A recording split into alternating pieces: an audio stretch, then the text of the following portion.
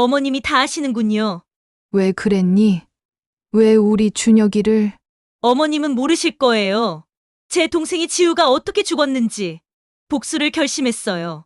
2년 동안 준비했죠. 완벽한 며느리의 고백, 그리고 밝혀지는 충격적인 진실.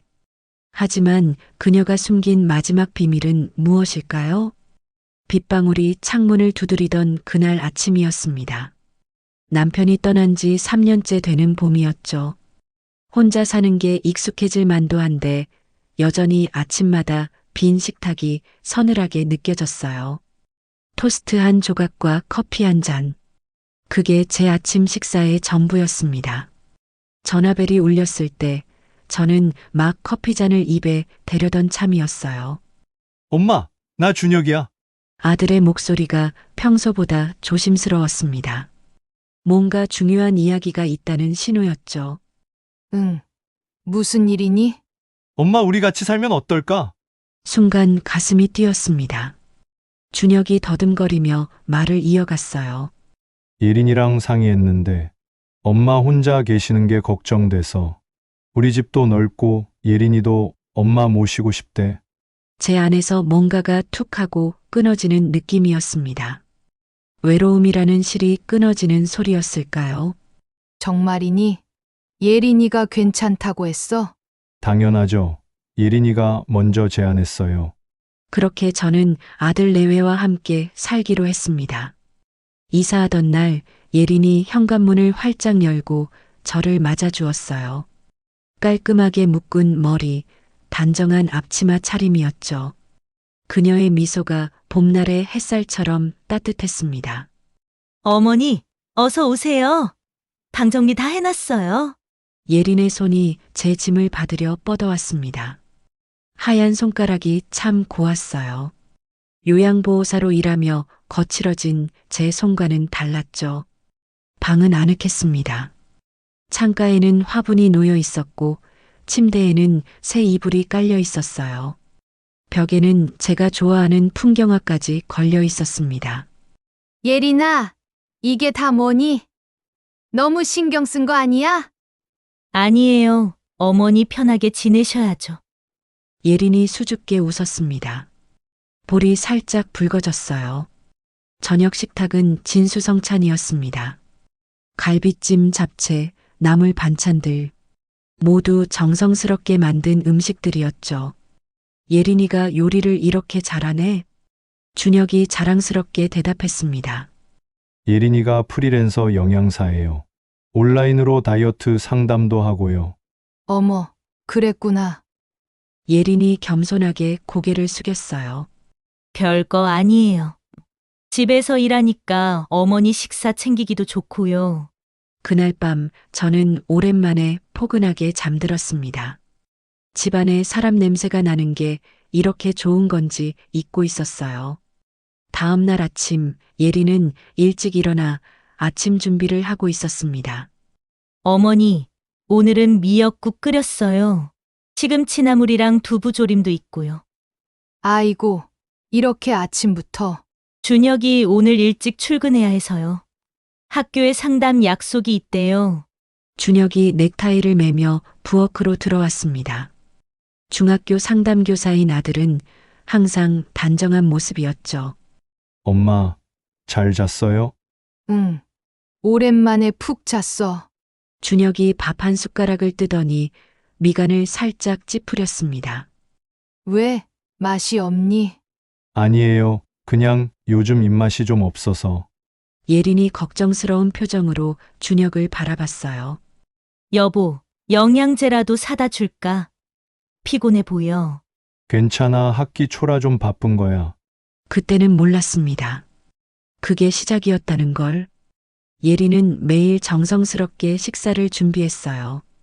아침마다 따뜻한 국이 있었고 저녁에는 준혁이 좋아한다며 특별한 요리를 했죠. 어머니, 준혁이가 시금치를 좋아해서 자주 해요. 철분이 풍부하잖아요. 그래, 건강에 좋지? 예린의 눈이 반짝였습니다. 무언가 대단한 비밀을 아는 사람처럼요. 일주일이 지났을 때 준혁이 저녁 식탁에서 말했습니다. 엄마, 예린이 정말 살림 잘하죠? 복 받은 것 같아요. 저는 고개를 끄덕였어요. 정말 그랬으니까요. 예린은 완벽한 며느리였습니다. 하지만 가끔 예린의 눈빛이 이상했어요. 준혁을 바라볼 때 텅 빈 우물 같은 눈이 되곤 했죠. 금세 다시 따뜻한 미소로 바뀌었지만요. 어느 날 오후 예린이 노트북으로 일하는 모습을 봤습니다. 화면에는 복잡한 영양 성분표가 떠 있었어요. 뭘 그렇게 열심히 보니? 아, 어머니, 새로운 고객 상담 준비예요. 이분은 좀 특별한 케이스라서. 예린이 화면을 살짝 가렸습니다. 순간 마음이 움츠러들었어요. 왜일까요? 그냥 일하는 모습일 뿐인데. 그날 밤 준혁이 기침을 했습니다. 마른 기침이었어요. 감기야? 아니에요. 엄마 목이 좀 칼칼해서. 예린이 즉시 일어났습니다. 여보, 배도라지차 타줄게. 기관지에 좋아. 그녀의 발걸음이 가벼웠어요. 마치 춤을 추듯이 부엌에서 차를 타는 예린의 뒷모습을 보며 생각했습니다. 정말 좋은 며느리를 만났구나. 준혁이 복이 많구나. 하지만 제 마음 한구석에서 작은 목소리가 속삭였어요. 뭔가 이상해. 그 목소리를 무시하려 했습니다. 괜한 의심이라고, 노파심이라고 스스로를 달랬죠. 창밖으로 봄비가 내렸습니다. 이사 오던 날처럼요. 그때 예린이 차를 들고 돌아왔습니다. 김이 모락모락 피어올랐어요. 여보, 천천히 마셔. 뜨거워. 준혁이 차를 받아들었습니다. 예린의 얼굴에 미소가 번졌어요. 그 미소가 왜 그렇게 차갑게 느껴졌을까요? 저는 고개를 저었습니다. 피곤해서 그런 거야. 새로운 환경이 아직 낯설어서 그런 거야. 하지만 그날 밤 저는 일기장을 꺼냈습니다. 오랜만이었어요. 오늘부터 관찰 일기를 써야겠다. 왜인지는 모르겠지만 펜을 들었다 놨다를 반복했습니다. 뭐라고 써야 할지 막막했어요. 결국 한 줄만 적었습니다. 예린이는 좋은 며느리다. 하지만 거기서 멈췄습니다. 하지만 뒤에 올 말을 찾을 수 없었으니까요. 아직은요. 합가한 지 석 달이 지났을 무렵이었어요. 아침 식탁에 앉은 준혁의 얼굴이 유난히 창백했습니다. 눈 밑에는 거무스름한 그림자가 짙게 드리워져 있었죠. 제 마음이 철렁 내려앉았어요. 준혁아, 요즘 너무 피곤한 거 아니니? 준혁이 억지로 웃음을 지어 보였습니다. 하지만 그 웃음이 금방 사라졌어요. 네. 엄마, 요즘 학교에 어려운 아이들이 많아서요. 신경 쓸 일이 좀 많았어요. 예린이 재빨리 끼어들었습니다. 목소리에 걱정이 가득했죠. 여보, 오늘은 특별히 장어탕 끓였어요. 스태미나에 좋다고 해서. 예린의 손이 준혁의 어깨를 토닥였습니다. 그 손길이 왜 그렇게 차갑게 느껴졌을까요? 순간 제 등골이 서늘해졌어요. 일주일이 지났습니다. 준혁이 밥을 먹다가 숟가락을 놓았어요. 얼굴을 찡그리며 배를 움켜쥐었죠. 또 소화가 안 돼요. 요즘 계속 이래요. 제가 일어서려는 순간 예린이 먼저 움직였습니다. 제가 소화제 가져올게요. 그리고 내일 병원 예약할까요? 그녀의 움직임은 빨랐어요. 마치 미리 준비라도 한 것처럼요. 제 안에서 뭔가가 꿈틀거리기 시작했습니다. 한 달이 더 지났어요. 준혁의 머리카락이 베개에 수북이 떨어져 있었습니다. 욕실 배수구에도 머리카락이 가득했죠. 제가 조심스럽게 물었어요. 병원은 다녀왔니? 네. 3군데나 갔어요. 다 스트레스성이래요. 준혁의 목소리가 떨렸습니다. 두려움이 묻어났죠. 엄마, 저 큰 병 아니겠죠? 가슴이 미어졌습니다. 제 아이가 이렇게 무너져 가는데 아무것도 할 수 없었어요. 그날 오후 이웃집 박선희 씨를 만났습니다. 어머, 미숙 씨 준혁이 많이 아픈가 봐요. 네, 요즘 좀. 선희 씨가 고개를 갸웃거렸어요. 근데 이상하네요. 예린 씨는 영양사잖아요. 그런데 준혁이가 왜 그렇게 야위어 가죠? 그 한마디가 제 머릿속을 강타했습니다. 맞아요. 예린은 영양사였어요. 온라인으로 다이어트 상담도 하고 식단 관리 전문가라고 했죠. 그런데 왜 우리 준혁은 점점 더 아파지는 걸까요? 저녁 식사 시간이었습니다. 예린이 또 특별 요리를 준비했어요. 준혁 앞에는 시금치 두부조림과 고등어구이, 그리고 우유가 놓였습니다. 저와 예린 앞에는 다른 반찬들이 있었죠. 여보, 이건 특별히 빈혈에 좋은 메뉴예요. 다 드셔야 해요. 예린의 미소가 환했습니다. 하지만 그 미소가 제 눈에는 왜 그렇게 차갑게 보였을까요? 준혁이 억지로 음식을 삼켰어요. 표정이 좋지 않았죠. 요즘 음식 냄새만 맡아도 속이 미쓱거려요. 그래도 드셔야 해요. 제가 영양제도 새로 주문했어요.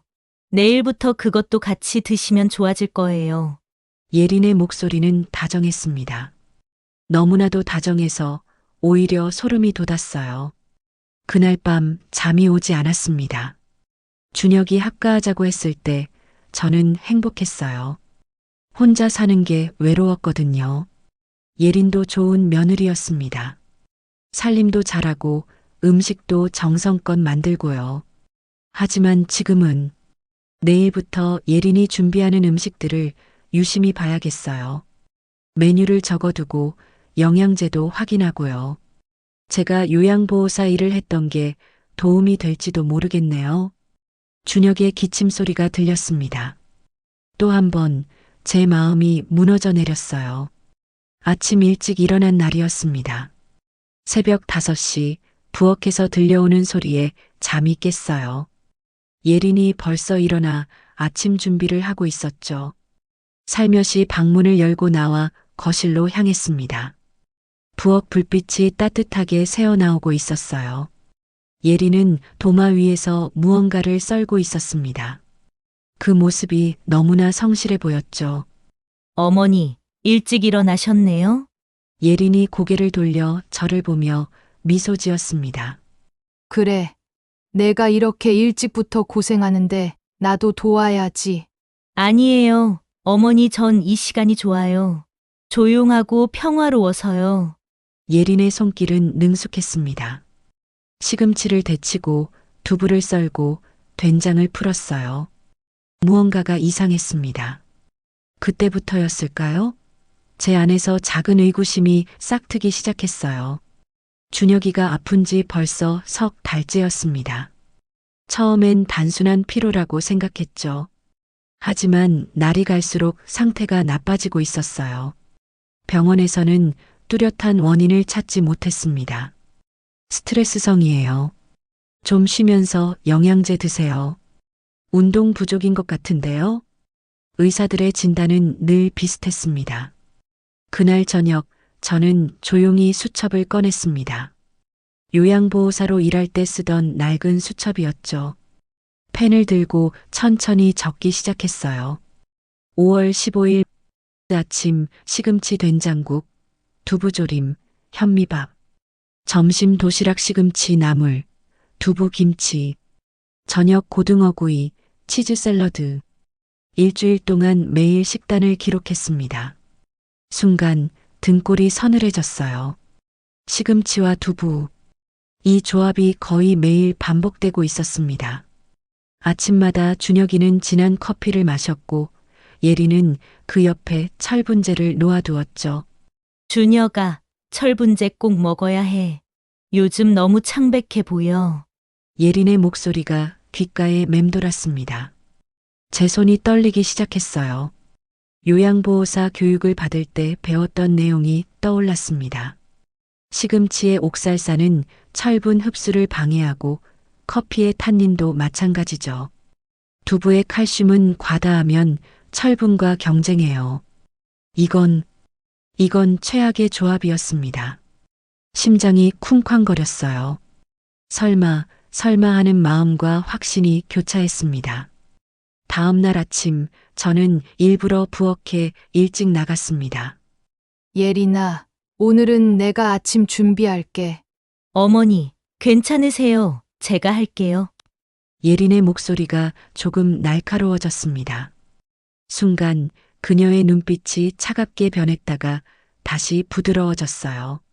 그래도 며느리가 매일 고생하는데 오늘은 내가 해보고 싶어. 알겠어요, 어머니. 예린은 마지못해 자리를 비켜주었습니다. 하지만 계속 제 옆에 서서 지켜보고 있었어요. 마치 감시하는 것처럼. 제가 콩나물국을 끓이려고 하자 예린이 말했습니다. 준혁 오빠는 콩나물을 별로 안 좋아해요. 그래? 어릴 때는 좋아했는데 지금은 시금치를 더 좋아해요. 제가 시금치국 끓일게요. 예린의 고집이 이상할 정도로 강했습니다. 그날 저녁 저는 화장실 가는 척하면서 예린의 방을 지나갔습니다. 문틈으로 보이는 책상 위에 영양학 책들이 가득했어요. 그 중에는 약물 상호작용, 영양소 흡수 메커니즘 같은 전문 서적도 있었죠. 프리랜서 영양사라더니 정말 전문적인 지식이 있었던 겁니다. 며칠 뒤 저는 결정적인 장면을 목격했습니다. 새벽 2시쯤이었어요. 목이 말라 물을 마시러 나왔는데 부엌에 희미한 불빛이 보였습니다. 예린이었어요. 그녀는 2개의 그릇을 앞에 두고 있었습니다. 하나에는 뭔가를 넣고 다른 하나는 그대로 두었죠. 그리고 각 그릇에 포스트잇을 붙였어요. 다음 날 아침 그 그릇들이 식탁에 올라왔습니다. 어머니는 이쪽 드세요. 소화 잘 되는 걸로 준비했어요. 예린이 제게 권하는 그릇과 준혁이 앞에 놓인 그릇. 겉보기엔 똑같았지만 뭔가 달랐습니다. 점심 무렵 저는 예린이 외출한 틈을 타 부엌을 뒤졌습니다. 찬장 깊숙한 곳에서 작은 병들을 발견했어요. 라벨이 없는 보충제들이었죠. 하나를 열어 냄새를 맡아보니 철분제 특유의 쇠냄새가 났습니다. 하지만 다른 병들은 뭔지 알 수 없었어요. 손이 덜덜 떨렸습니다. 제 아들이 천천히 죽어가고 있었어요. 아니, 죽임을 당하고 있었죠.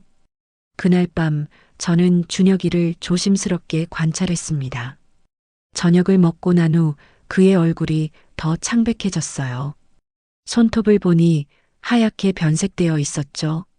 철분 결핍성 빈혈의 전형적인 증상이었습니다. 준혁아, 요즘 어떠니? 피곤해요. 엄마 자도 피곤해요. 아들의 목소리가 너무 약했습니다. 예전의 활기찬 준혁이가 아니었어요. 제 가슴이 찢어지는 것 같았습니다. 다음 날 저는 예린과 단둘이 있는 시간을 만들었습니다. 예린아, 잠깐 얘기 좀 할까? 네, 어머니. 예린의 표정은 평온했습니다. 마치 아무 일도 없다는 듯이. 준혁이가 먹는 음식, 뭔가 문제가 있는 것 같아. 순간 예린의 눈빛이 번뜩였습니다. 무슨 말씀이세요? 시금치와 두부를 매일 먹이고 커피와 철분제를 같이 먹이고 이건 영양학적으로 최악의 조합이야. 제 목소리가 떨렸지만 최대한 침착하려고 노력했어요. 예린이 조용히 웃었습니다. 그 미소가 소름 끼치도록 차가웠어요. 어머니가 영양학을 아시나요? 요양보호사 자격증이 있어. 기본적인 영양 지식은 알아. 그럼 오해하신 거예요. 전 준혁 오빠를 위해 최선을 다하고 있어요. 예린의 목소리는 담담했지만 그 속에 숨겨진 도끼가 느껴졌습니다. 그날 밤 저는 결심했습니다. 준혁이의 머리카락 몇 가닥을 몰래 모았어요. 그리고 예린이 만든 음식 샘플도 조금씩 따로 보관했죠. 일주일치를 모으면 충분할 거예요. 제 손에는 증거가 쌓이고 있었습니다. 하지만 마음 한편으론 믿고 싶지 않았어요. 그토록 살뜰하고 예쁜 며느리가 우리 준혁이를 해치려 한다니. 왜? 도대체 왜? 그 이유를 알아내야 했습니다. 예린의 과거를 파헤치기로 했어요. SNS부터 시작했죠. 그녀의 페이스북을 뒤지던 중 1년 전 게시물을 발견했습니다. 동생아, 언니가 꼭 복수할게. 내가 겪은 고통, 그들도 똑같이 겪게 해줄게. 심장이 멈추는 것 같았습니다. 복수? 누구에 대한 복수? 그때 준혁이의 목소리가 들려왔어요. 엄마, 뭐 하세요? 놀라서 핸드폰을 떨어뜨릴 뻔했습니다. 아, 아니야. 그냥 인터넷 뉴스 보고 있었어. 준혁이는 힘없이 소파에 주저앉았습니다. 그의 얼굴은 더욱 수척해져 있었어요. 엄마, 저 요즘 너무 이상해요. 뭔가 몸이 녹아내리는 것 같아요. 제 아들의 고백에 가슴이 무너져 내렸습니다. 준혁아, 조금만 참아.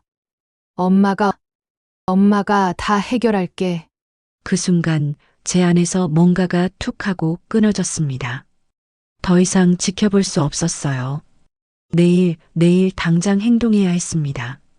제가 모은 증거들을 들고 병원에 가야 했어요. 그리고 경찰에도. 하지만 먼저 예린과 마주해야 했습니다. 진실을 알아내야 했어요. 왜 우리 준혁이를 노렸는지, 그녀가 숨기고 있는 과거의 상처가 무엇인지, 그리고 그 복수의 대상이 정말 우리 아들인지. 새벽이 오기 전 저는 작은 가방에 증거들을 담았습니다. 머리카락 샘플, 음식 샘플, 그리고 예린이 사용하는 정체불명의 보충제들 사진. 이제 반격할 차례였습니다. 요양보호사의 직감은 틀리지 않았어요. 내 아들을 지켜야 했습니다.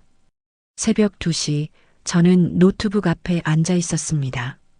예린의 SNS 계정을 찾는 건 생각보다 쉬웠어요. 며느리의 이름을 검색하자 바로 나타났죠. 처음엔 평범한 일상 사진들이었습니다. 요리 사진, 영양 상담 후기, 행복해 보이는 결혼 사진들.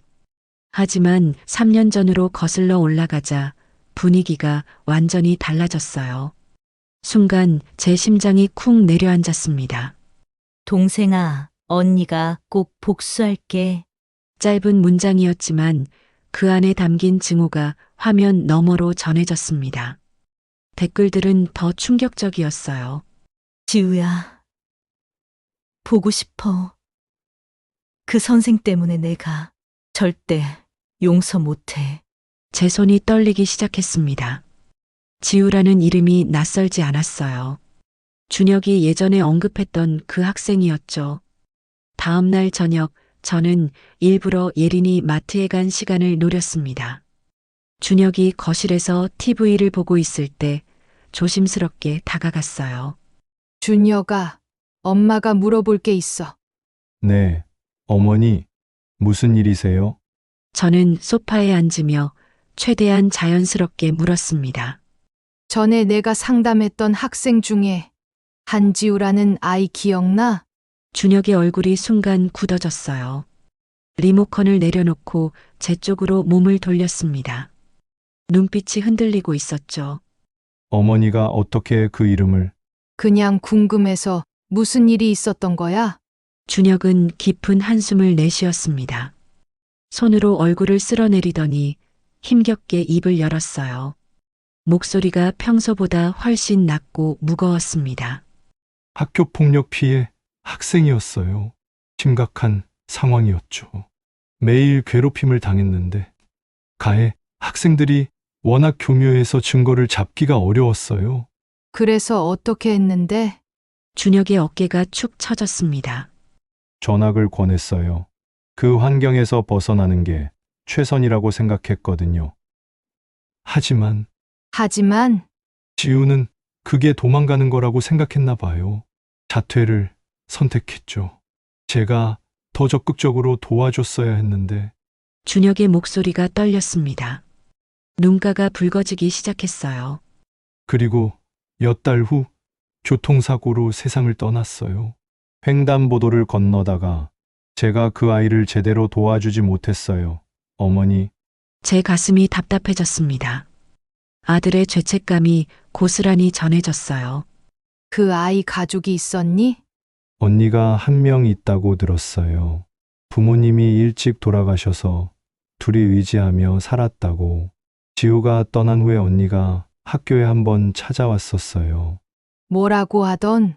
준혁이 고개를 들어 저를 봤습니다. 그 눈빛에 아직도 그날의 공포가 남아 있었어요. 아무 말도 안 했어요. 그냥 저를 한참 동안 쳐다보기만 했죠. 그 눈빛이 잊을 수가 없어요.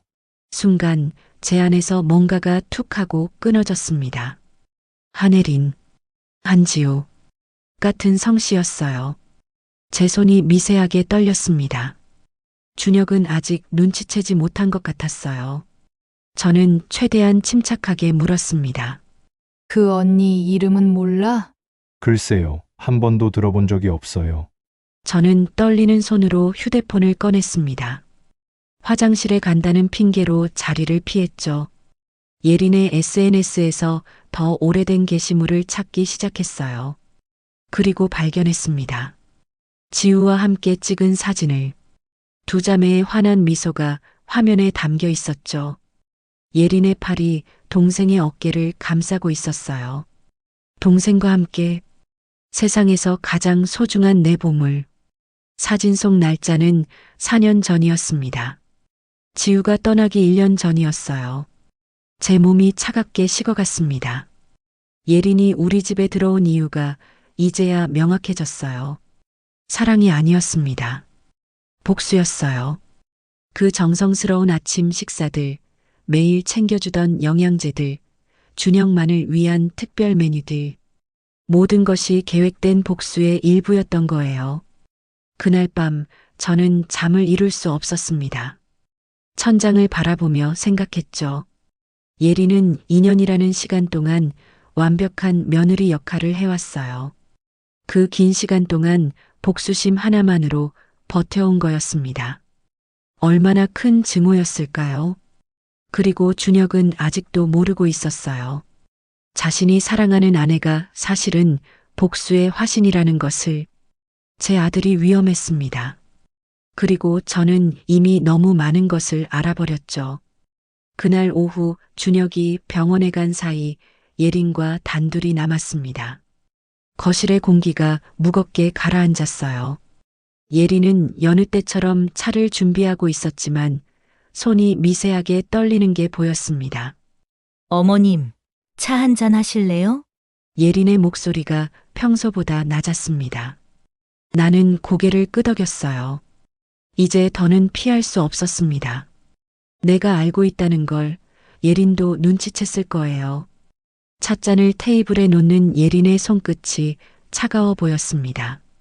나는 천천히 입을 열었어요. 예린아, 우리 솔직하게 이야기 좀 할까? 순간 예린의 어깨가 움찔했습니다. 하지만 곧 담담한 표정으로 나를 바라봤어요. 그 눈빛에서 이미 모든 걸 포기한 사람의 절망이 보였습니다. 어머님이 다 아시는군요. 예린의 목소리가 갈라졌어요. 나는 조용히 물었습니다. 왜 그랬니? 왜 우리 준혁이를? 그 순간 예린의 눈에서 눈물이 흘러내렸습니다. 하지만 그건 후회의 눈물이 아니었어요. 분노와 한이 섞인 뜨거운 눈물이었죠. 어머님은 모르실 거예요.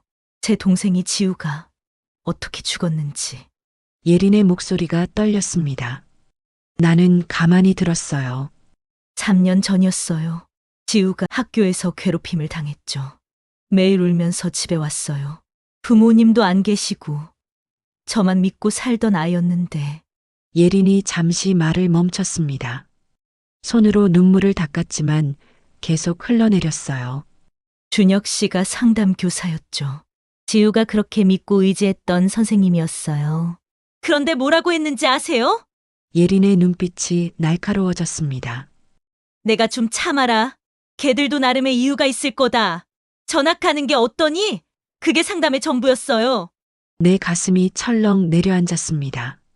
지우는 그 말에 완전히 무너졌어요. 선생님마저 자기 편이 아니라고 생각했죠. 결국 자퇴했고 있고 2달 후 예린의 목소리가 끊겼습니다. 교통사고였어요. 아니, 사고처럼 보였죠. 하지만 저는 알아요. 지우가 일부러. 말을 끝내지 못한 예린이 흐느꼈습니다. 나는 아무 말도 할 수 없었어요. 준혁이가 그런 말을 했다는 게 믿기지 않았지만 예린의 눈빛은 거짓말을 하는 사람의 것이 아니었습니다. 그래서 복수를 결심했어요. 2년 동안 준비했죠. 영양학을 공부하고 프리랜서 영양사가 되고 우연을 가장해서 준혁 씨를 만났어요. 예린이 쓴웃음을 지었습니다. 처음엔 그냥 죽이고 싶었어요. 하지만 그건 너무 쉬운 벌이잖아요. 지우가 천천히 무너져 갔던 것처럼 준혁 씨도 그렇게 만들고 싶었어요. 내 손이 떨렸습니다. 앞에 앉은 이 여자가 낯설게 느껴졌어요. 매일 식단을 짰어요. 겉으로는 건강식이지만 실제로는 최악의 조합이었죠. 시금치와 두부로 철분 흡수를 막고 커피와 철분제를 같이 먹게 하고 고등어와 치즈로 칼슘 과다를 유도했어요. 예린의 고백이 계속되었습니다. 목소리는 점점 차가워졌어요. 비타민 A는 조금씩 과다 복용하게 했고 미역과 다시마로 요오드도 과하게 섭취하게 했죠. 천천히, 아주 천천히 몸이 망가지도록. 순간 내 안에서 뭔가가 툭 하고 끊어졌습니다. 분노가 치밀어 올랐어요. 그래서 내 아들을 병들게 한 거니? 죄 없는 사람을 줄에 없다고요? 예린이 날카롭게 반문했습니다. 지우를 죽음으로 몰고 간 건 준혁 씨예요. 상담교사라는 사람이 아이를 포기하게 만들었어요. 나는 깊게 숨을 들이쉬었습니다. 손이 계속 떨렸지만 침착함을 유지하려 노력했어요. 그래도 이건 아니야. 이런 방법은 아니지. 예린이 비웃었습니다. 그럼 어떻게 해야 했나요? 법적으로? 준혁 씨가 무슨 처벌을 받겠어요? 그냥 상담을 잘못했다고? 나는 조용히 일어났습니다. 방으로 가서 그동안 모아둔 것들을 가져왔어요. 준혁의 머리카락 샘플, 식단 기록, 사진들. 나도 요양보호사였어. 내가 뭘 했는지 다 알고 있었단다. 예린의 얼굴이 창백해졌습니다. 이미 지인 약사한테 분석을 부탁했어. 결과가 나오면 경찰에 신고할 거야. 예린이 힘없이 의자에 주저앉았습니다. 상관없어요. 어차피 이미 각오했던 거예요. 그녀의 목소리가 텅 비어 있었습니다. 하지만 어머님도 아셔야 해요. 준혁 씨가 얼마나 무책임한 사람인지. 아이들의 마음을 다루면서도 정작 상처받은 아이는 외면했다는 걸. 나는 아무 말도 하지 못했습니다. 마음이 너무 무거웠어요. 그날 밤 나는 뜬 눈으로 밤을 새웠습니다. 예린의 말이 계속 머릿속을 맴돌았어요. 준혁이가 정말 그런 실수를 했을까? 한 아이의 죽음에 책임이 있는 걸까? 하지만 그보다 더 무서운 건 이 모든 비극이 작은 무관심에서 시작되었다는 사실이었습니다. 다음 날 아침 나는 결심했습니다. 예린을 신고하되 준혁에게도 진실을 말하기로. 우리 가족 모두가 이 상처를 마주하고 치유해야만 했으니까요. 예린을 마지막으로 본 건 경찰차에 타는 모습이었습니다. 뒤돌아보는 그녀의 눈에는 여전히 한이 가득했어요. 나는 그 눈빛을 평생 잊지 못할 것 같았습니다. 약국에서 돌아온 그날 밤 저는 떨리는 손으로 봉투를 열었습니다. 지인 약사가 건네준 검사 결과지였죠. 준혁의 머리카락과 예린이 만든 음식 샘플을 몰래 가져가 분석을 부탁한 지 일주일 만이었어요. 약사의 목소리가 귓가에 맴돌았습니다. 종이가 바스락거렸어요. 제 손이 계속 떨렸거든요. 순간 제 안에서 뭔가가 툭 하고 끊어졌습니다. 더는 망설일 수 없었어요. 다음 날 아침 저는 경찰서로 향했습니다. 발걸음이 무거웠지만 멈출 수는 없었죠. 증거 자료들을 가방에 꽉 쥐고 있었어요. 일주일간 기록한 식단표, 약사의 분석 결과, 그리고 예린의 SNS 캡처 화면들까지. 형사님의 표정이 굳어졌습니다. 그날 오후 경찰이 집에 왔어요. 예린의 얼굴이 하얗게 질렸죠. 하지만 놀랍게도 그녀는 저항하지 않았습니다. 이제 됐어요. 너는 못하겠어요. 준혁은 그 자리에서 쓰러졌습니다. 충격이 너무 컸던 거예요. 사랑하는 아내가 자신을 천천히 죽이고 있었다는 사실을 어떻게 받아들일 수 있겠어요? 병원 응급실로 실려간 준혁. 의사는 고개를 저었습니다. 장기간 영양 불균형으로 몸이 많이 망가졌네요. 당장 입원 치료가 필요합니다. 해독 치료가 시작됐어요. 매일 링거를 맞고 특별 식단으로 영양을 보충했죠. 처음 며칠은 준혁이 아무 말도 하지 않았어요. 그저 천장만 바라볼 뿐이었죠. 엄마, 일주일이 지나서야 준혁이 입을 열었습니다. 목소리가 갈라져 있었어요. 제가 지우를 제대로 도와주지 못했나 봐요. 눈물이 볼을 타고 흘렀습니다. 아니야. 준혁아, 내 잘못이 아니야. 저는 아들의 손을 꼭 잡았어요. 차가운 손이었죠. 회복은 더뎠습니다. 한 달, 두 달, 석 달. 준혁의 몸은 조금씩 나아졌지만 마음의 상처는 쉽게 아물지 않았어요. 예린과의 이혼 서류에 도장을 찍는 날, 준혁의 손은 여전히 떨렸습니다. 그래도 한때는 정말 사랑했는데. 준혁의 목소리가 잠겼어요. 6달이 지났습니다. 준혁의 얼굴에 혈색이 돌아왔어요. 탈모도 멈췄고 손발 저림도 사라졌죠. 학교에도 다시 나가기 시작했습니다. 그날 아침 저는 정성껏 미역국을 끓였어요. 엄마표 미역국이네요. 준혁이 작게 웃었습니다. 오랜만에 보는 미소였죠. 맛있어요, 엄마. 뜨거운 국물을 후후 불며 먹는 아들을 보니 가슴이 뭉클했습니다. 평범한 아침 식사. 그게 얼마나 소중한 건지 이제야 알게 됐어요. 창밖으로 햇살이 비쳤습니다. 따뜻한 빛이었죠. 하지만 우리 마음 한구석엔 여전히 그늘이 있었어요. 예린은 징역 3년을 선고받았습니다. 한지우라는 아이의 죽음. 그 아픔이 또 다른 아픔을 낳았죠. 엄마, 제가 좀 더 잘했더라면. 준혁이 숟가락을 내려놓았어요. 지우도, 예린이도 이렇게 되지 않았을 텐데요. 저는 아들의 어깨를 감쌌습니다. 우리 모두 최선을 다했어. 다만, 목이 메었습니다. 때론 최선도 충분하지 않을 때가 있는 거야. 준혁이 고개를 끄덕였어요. 눈가가 붉어져 있었죠. 일상은 계속됐습니다. 매일 아침 밥을 짓고 반찬을 만들고 아들과 함께 식사를 했어요. 그 평범함이 감사했습니다. 하지만 가끔씩 예린이 만들어주던 정성스러운 요리들이 떠올랐어요. 그 안에 숨겨진 증오를 몰랐던 시절이 아득하게 느껴졌죠. 상처는 아물어가지만 흉터는 남을 거예요. 그래도 우리는 살아가야 했습니다. 서로를 더 꼭 안으며 조심스럽게 그렇게요. 오늘 사연은 여기까지입니다. 삶은 때로 우리가 예상하지 못한 상처와 마주하게 합니다. 그러나 중요한 건 그 상처를 통해 다시 배우고 성장하는 용기입니다. 진실을 외면하지 않고 서로를 지켜내려는 마음이 결국 우리를 회복으로 이끕니다.